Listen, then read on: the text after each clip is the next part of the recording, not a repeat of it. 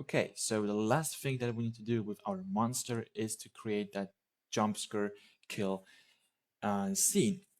So we will go to BP Bookhead Monster. We will go down here and we'll create a new custom event, and let's call it Jump Scare. So first of all, we want to make sure that this enemy, this monster, is facing the player. So in order to do that, what we can do is we can just set actor rotation. Set actor rotation, and this rotation we will just find a look at rotation, and the start will just be get actor location, so location of the monster, and the end will be location of our player.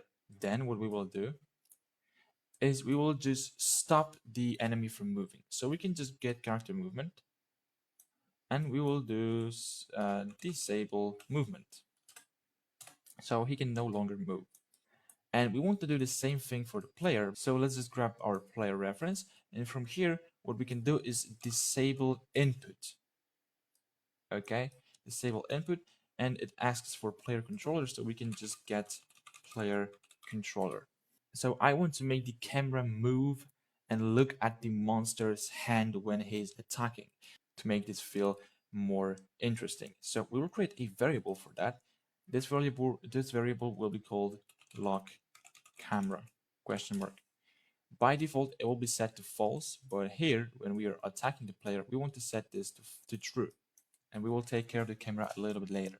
But now, the most important thing that we want to do is to play animation. So we can search for play montage this time. Not this play anim montage, just regular play montage. And what montage is basically is like a animation that we can play on top of other animations. And you can see we have no option to select from here because we need to actually create the montage. So if we will go to content, main, bookhead monster, animations, we have this swiping.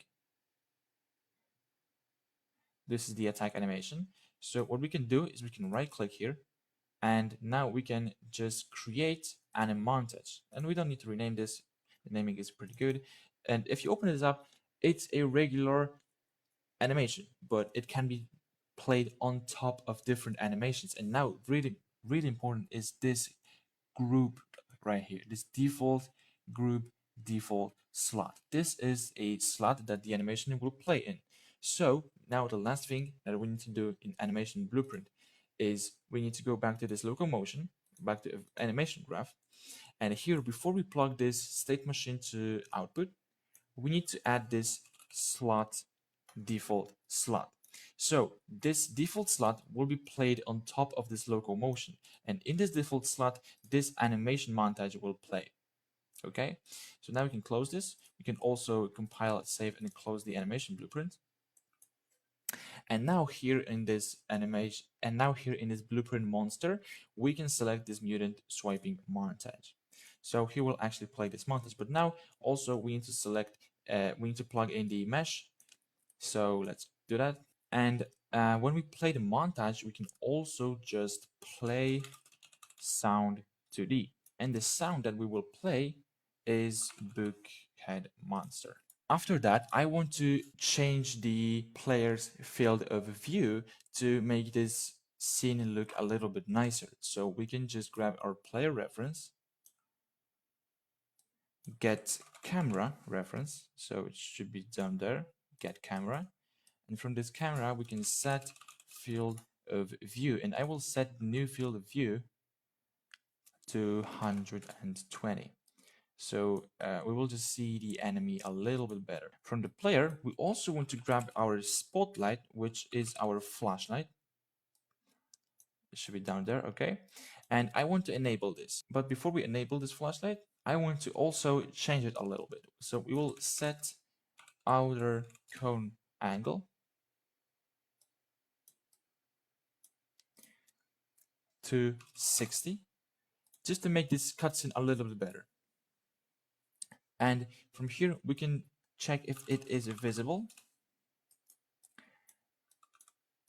do a branch, and if the flashlight is not visible, what we can do is we can just set visibility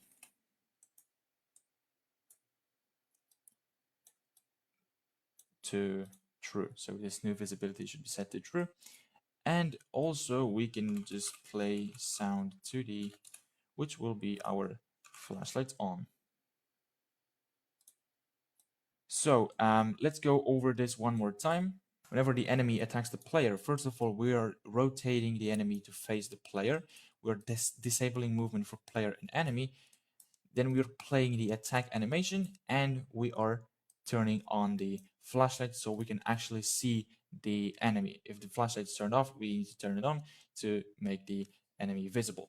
But when the enemy hits us, we also want to do something.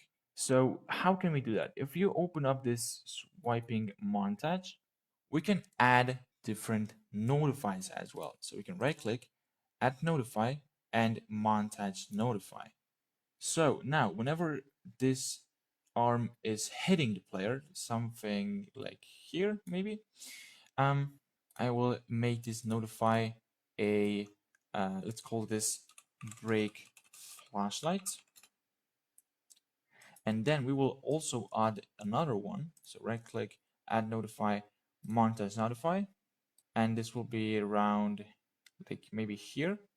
And this notify will be stop camera. So our camera is no longer following the arm. So now if we go back to Bookhead Monster, we have this on notify begin. So we will do branch, and here we have notify name. So we can see if the notify name is equal to our break flashlight. So we can type break flashlight right here, connect it to this branch. And now when the notify break flashlight begins, or actually let's do the stop camera first, it will be a little bit easier. So whenever the stop camera notify begins, we will just make the lock camera to false. When this is false, so some notify was, so notify begin, but it's not the stop camera, we can duplicate this equal to, and we can see if this is our break flashlight notify, and if it is our break flashlight notify, what we can do is we can just play sound at location or 2D, it'll be better option. We have this bulb break, which we will use later as well, but it will do the job. And obviously we need to get player reference, get the spotlight, and set visibility to false. And we will also play sound 2D. We will just play a hit sound. Okay, compile save. So I know this is maybe a lot, but we are done with the Jumpscare custom event.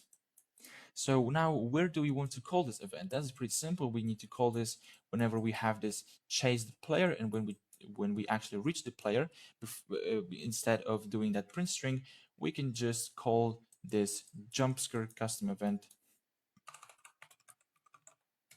and it should work fine. Of course, we're not locking the camera yet. I will show you how to do that in a second, but for now, we can see how this actually works. So when I press play, I collect the page, the monsters sees me, and now,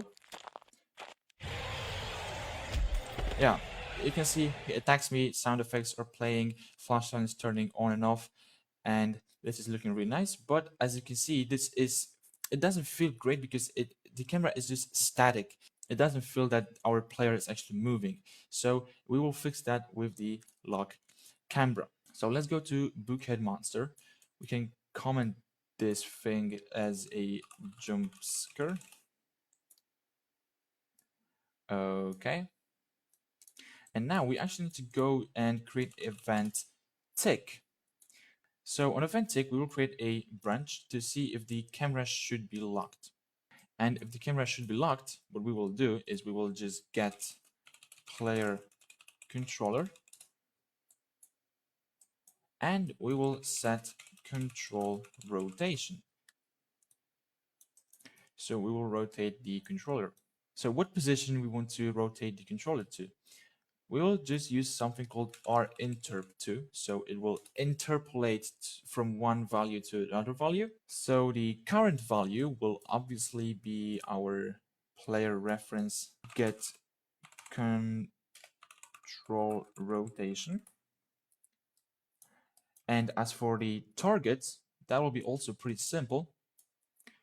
We will just look at the enemy's arm when he's attacking. So we will find look at rotation. And we also need start and target. So the start is our player's location. So just get player reference, get camera because it should be the camera location, get camera and get world location. And that will be our start. And as for the end, we will just get the mesh of the enemy. And from here, we can get socket location. So get socket location basically gets a bone location. If you click on the mesh and we will open it up, you can see there is the entire skeleton. We have a lot of different bones. So we can look at, for example, lower arm L. So the camera will just consistently be looking at the lower arm L. So in here, we can type the name of this bone, lower arm underscore L, connect it to target. And now if we compile, we can see there's no error, but we also need to plug in delta time and we need to set the interpolation speed. So for the delta time, we can just get world delta seconds, and interpolation time, we can type a value of like 10. Let's compile, save, and let's see how this looks right now.